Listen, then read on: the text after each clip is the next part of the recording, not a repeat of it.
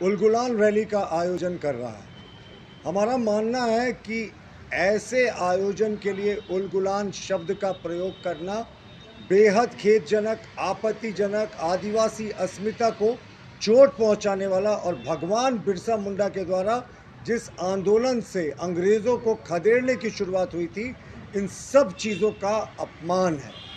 और उलगुलान की बात कौन कर रहे हैं साहब? ये उलगुलान ना होकर ये भ्रष्टाचारियों का जुटान प्रतीत होता है, ये टुकड़े टुकड़े गैंग का जुटान प्रतीत होता है, ये राजनीतिक राजवंशीय राजकुमारों का जुटान प्रतीत होता है और सनातन विरोधियों का भी ये जुटान प्रतीत होता है। और इसका नाम इन्होंने उलगुलान दिया है। ये वीर शहीद जो झारखंड के लिए, जिन्होंने देश के लिए अपना सर्वोच्च कुर्बान किया था, सर्वोच्च बलिदान दिया था, उनका अपमान है। क्योंकि मंच पर कैसे लोग नजर आएंगे साहब? वैसे लोग नजर आएंगे जिन्होंने भ्रष्टाचार को बढ़ावा दिया है, या जिनके परिजन भ्रष्टाचार के आरोप में जेल में हैं, या ऐसे लोग नजर आएंगे जिन्होंने सनातन धर्म को गाली दिया है। तो हमारा मानना है कि ये उलगुलान शब्द का प्रयोग करके उन्होंने झारखंड का अपमान किया है और देश के समस्त आदिवासियों का अपमान किया उलगुलान रैली करके।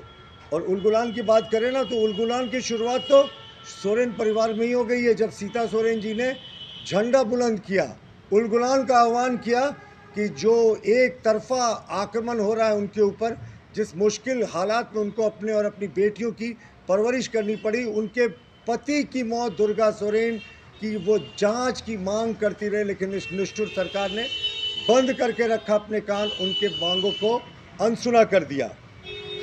देखिए, और जो विपक्षी गठबंधन का हाल है वो किसी से छिपा हुआ नहीं है।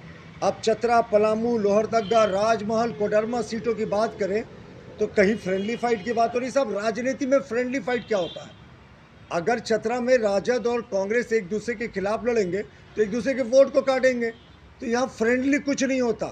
तो ये, और इसके अतिरिक्त जो इनके पार्टी के विद्रोही उम्मीदवार हैं, वो भी कहीं कहीं कई सीटों पर तालमेल अपना ताल ठोकते नजर आ रहे हैं। तो हमारा मानना है कि ये गठबंधन बिना नीति सिद्धांत का, बिना जनता की सोच कर आया। आपने अनेक बार ये देखा है कि इनके बीच में सीटों को लेकर विवाद होता रहा, कौन किस सीट से लड़ेगा इसको लेकर विवाद होता रहा, लेकिन जनता के लिए क्या सोच है, झारखंड के लिए क्या सोच है, ये इन्होंने अभी तक उजागर नहीं किया। तो यही इनका लीडरशिप पूरे तरीके से एक्सपोज्ड है।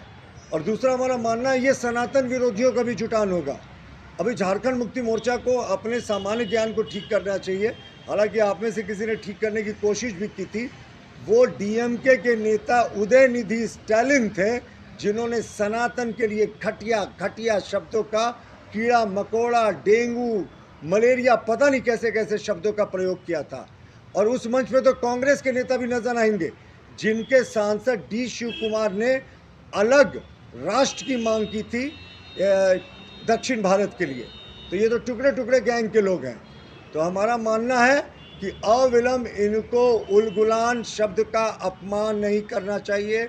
आदिवासी अस्मिता से जुड़ा है, आदिवासियों के मान स्वाभिमान का वो प्रतीक है। और वो सबसे बड़े आदिवासियों के जो भगवान माने जाते हैं बिरसा मुंडा, उनके द्वारा ये आंदोलन की शुरुआत की गई थी।